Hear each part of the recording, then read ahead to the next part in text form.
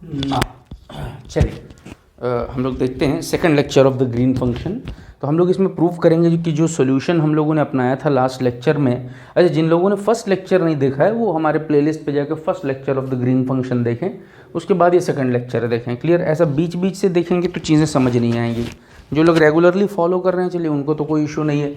देखिए जितना पढ़ाएंगे उम्मीद है कि क्वेश्चन इसी में से होगा। बेसिक कंसेप्ट हम लोग निकाल के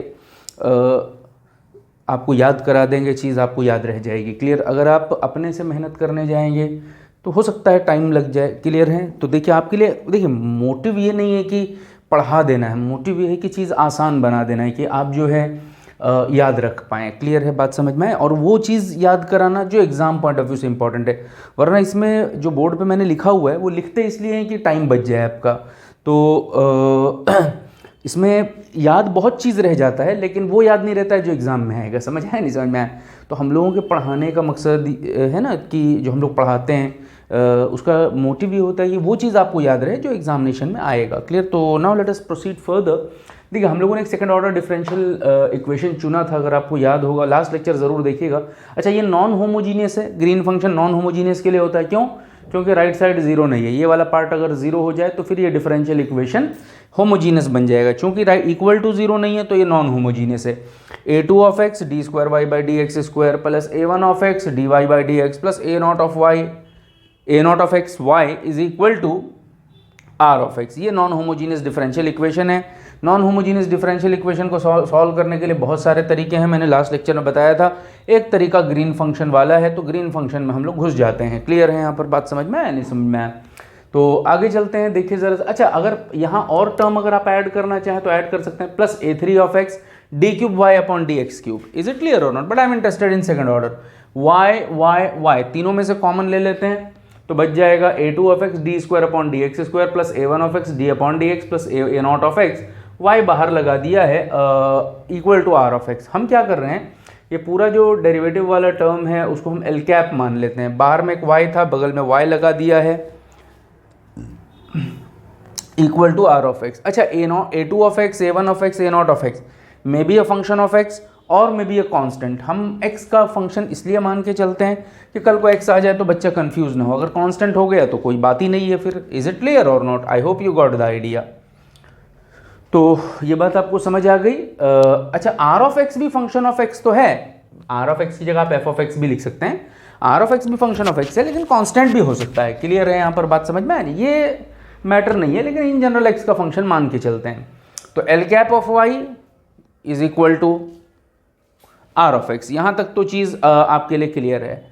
अच्छा, एक चीज़ और हम लोग देख चुके थे डिराक डेल्टा के बारे में। डिराक डेल्टा को आप कई तरीके से पढ़ सकते हैं। स्क्वायर वेव से लास्ट लेक्चर ज़रूर देखना। डिराक डेल्टा को आप पढ़ना चाहते हैं तो आप स्क्वायर वेव से पढ़ सकते हैं, मैंने पढ़ाया भी था। ट्रायंगुलर वेव से भी पढ़ सकते हैं, पढ़ाया भी था।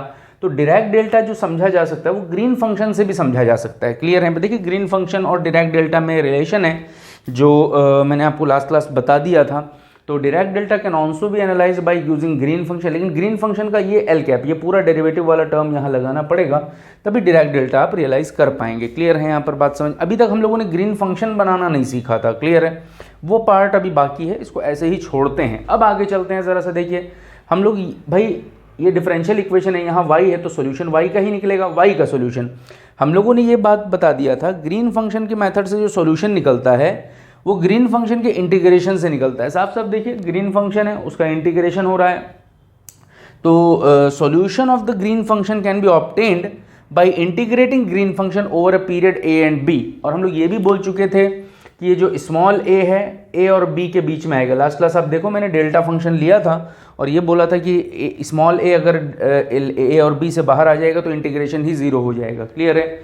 तो ये चीज़ हम लोग लास्ट क्लास चेक कर चुके। अभी हम ये देखना चाह रहे हैं जो ये सॉल्यूशन मैंने निकाला है कि जो इंटीग्रेशन ऑफ ग्रीन फंक्शन से निकाल रहे हैं सॉल्यूशन। भाई सॉल्यूशन तो डिफरेंशियल इक्वेशन का सॉल्यूशन किसके लिए निकलता है? y के लिए। तो सॉल्यूशन y के लिए जो हम निकाल रहे हैं वो सच में सही। y ऑफ x क्यों लिख रहे हैं? क्योंकि लिमिट जो आप डालोगे a के लिए डालोगे ना, इंटीग्रेशन ही a के रेस्पेक्ट में है तो कौन बच जाएगा? x तो बच जाएगा। इसीलिए सॉल्यूशन क्या है? y of x। तो हम लोग y ऑफ x के लिए जो सॉल्यूशन हम लोग कैलकुलेट कर रहे हैं वो सही भी है या नहीं है वो ज़रा सा चेक कर लेते हैं। बात समझ? हमारे पास रिलेशन है। देखिए ज़रा सा एल कैप ऑफ y अगर लें तो क्या आना चाहिए? r of x। तो वही बोल रहे हैं एल कैप ऑफ वाई अगर ले लेंगे तो क्या आना चाहिए, आर ऑफ एक्स। तो एल कैप ऑफ ये ब्रैकेट वाई हम लोगों ने ये निकाल रखा है, देखिए ये वाई है वो इसमें पुटअप कर देते हैं, integration a to b r of a g of x comma a d a.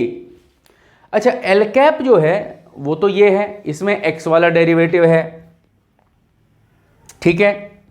अच्छा इंटीग्रेशन जो है वो ए के रेस्पेक्ट में है, तो इंटीग्रेशन पहले कर लो चाहे डेरिवेटिव पहले कर लो, कोई फर्क इसलिए नहीं पड़ेगा क्योंकि इंटीग्रेशन ए के रेस्पेक्ट में है और डेरिवेटिव वाला जो टर्म है वो एक्स के रेस्पेक्ट में है। मेरी बात समझ आ गई नहीं आ गई आपको? I hope you are getting the idea. तो मैं क्या कर लेता हूँ, इंटीग्रेशन को बाहर निकाल देता हूँ, इसमें तो कोई एक्स है नहीं, आर ऑफ ए में तो कोई एक्स है नहीं, तो डेरिवेटिव वाला टर्म एल कैप वाला टर्म इसमें लगाने की ज़रूरत नहीं है।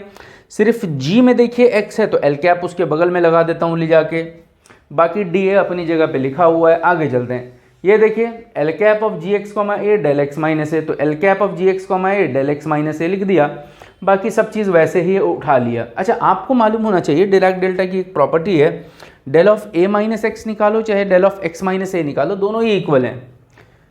तो आर ऑफ ए तो वैसे ही है, एक्स माइनस ए को मैं ए माइनस एक्स लिख देता हूँ, डी ए है। अच्छा याद करिए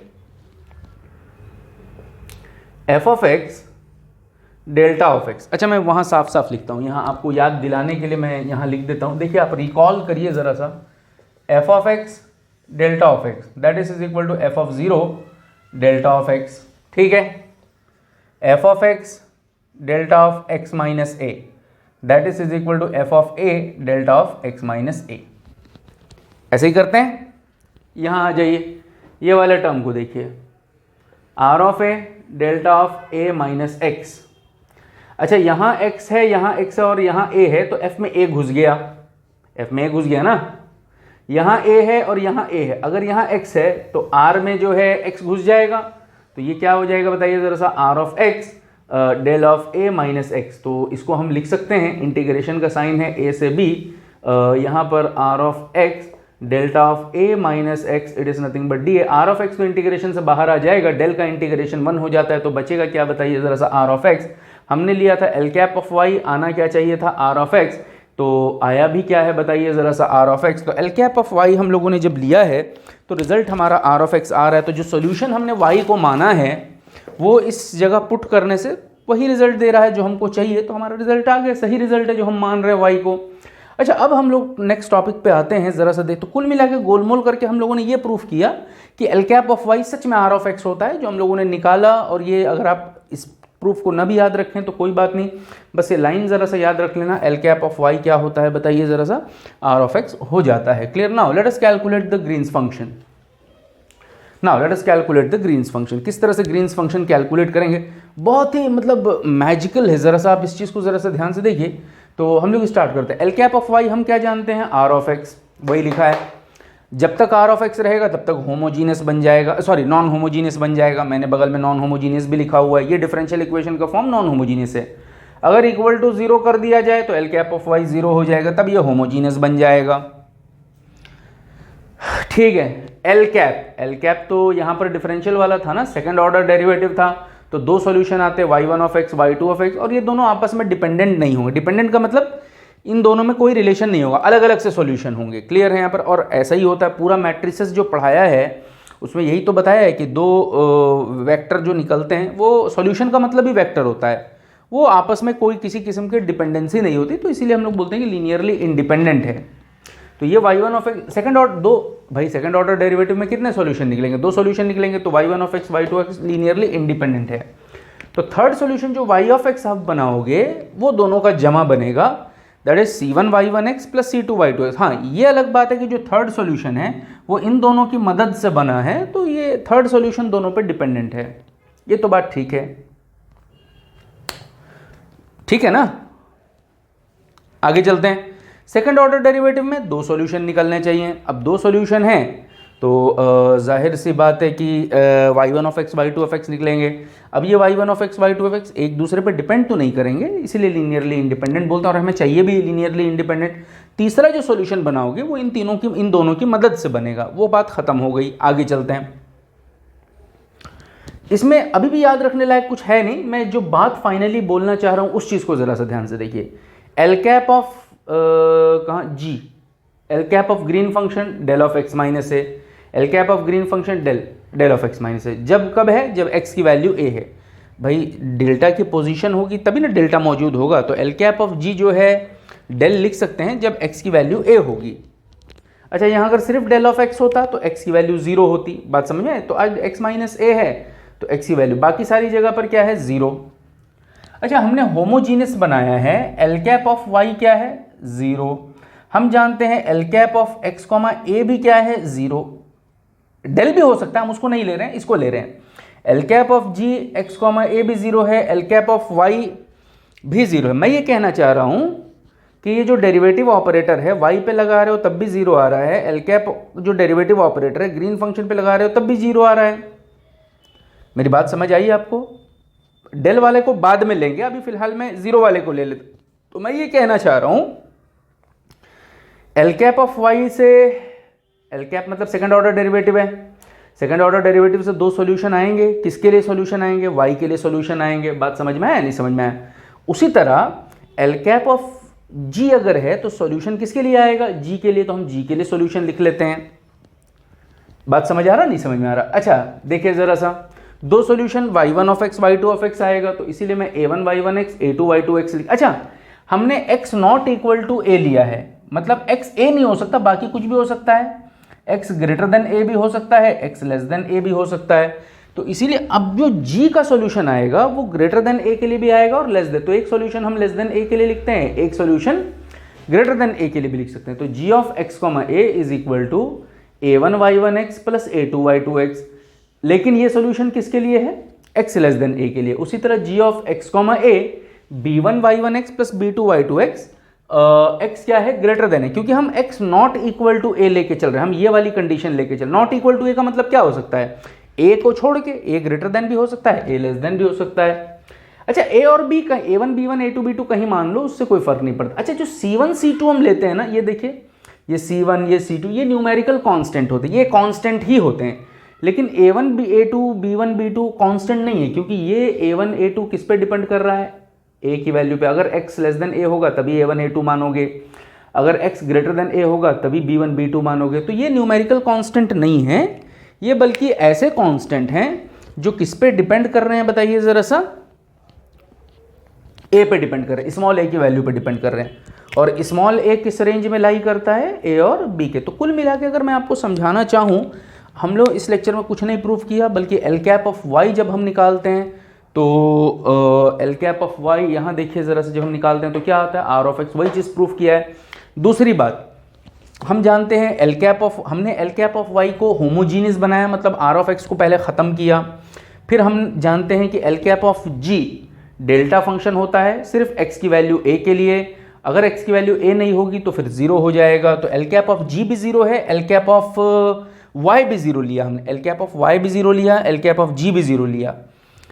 तो एल कैप ऑफ वाई से जब दो सॉल्यूशन मिलता है y1 of x y2 of x, तो एल कैप ऑफ जी से भी दो सॉल्यूशन मिलेगा y1 of x y2 of x। लेकिन यहाँ पर शर्त यह है कि जीरो ले रहे हैं तो x a नहीं हो सकता, a नहीं हो सकता मतलब या तो ग्रेटर होगा या तो लेस होगा। तो एक सॉल्यूशन ग्रेटर के लिए बना लो, एक सॉल्यूशन लेस के लिए बना लो। दूसरी बात, c1 c2 जो कांस्टेंट हम चुनते हैं वो न्यूमेरिकल कांस्टेंट ही होते हैं, लेकिन आज a1 a2 कांस्टेंट न्यूमेरिकल नहीं है, बल्कि ये ऐसे कांस्टेंट हैं जो किस पे डिपेंड करेंगे, a की वैल्यू पे, स्मॉल a की वैल्यू पे। अगर x लेस देन a है तो हम a1 a2 मान के चल रहे हैं, अगर x ग्रेटर देन a है तो हम b1 b2 मान, कुछ भी मान सकते हैं, तो मैंने वैसे ही मान लिया है। तो कुल मिला के हमने जो ग्रीन फंक्शन बनाया है वो x not equal to a, that is greater than a और लेस देन a के लिए बनाया। इक्वल टू a के लिए तो अभी तक हमने बनाया ही नहीं है, क्लियर है यहाँ पर?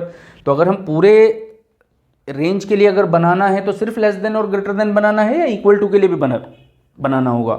इक्वल टू के लिए भी बनाना होगा। तो हम लोग नेक्स्ट लेक्चर में how to create the Green function for x equal to a, less than a के लिए आपके सामने है, ग्रेटर देन a के लिए आपके सामने है, बस इक्वल टू स्मॉल a के अगर हम बना लेते हैं तो हमारा ग्रीन फंक्शन कंप्लीट हो जाएगा। Hope you got the idea, is it clear?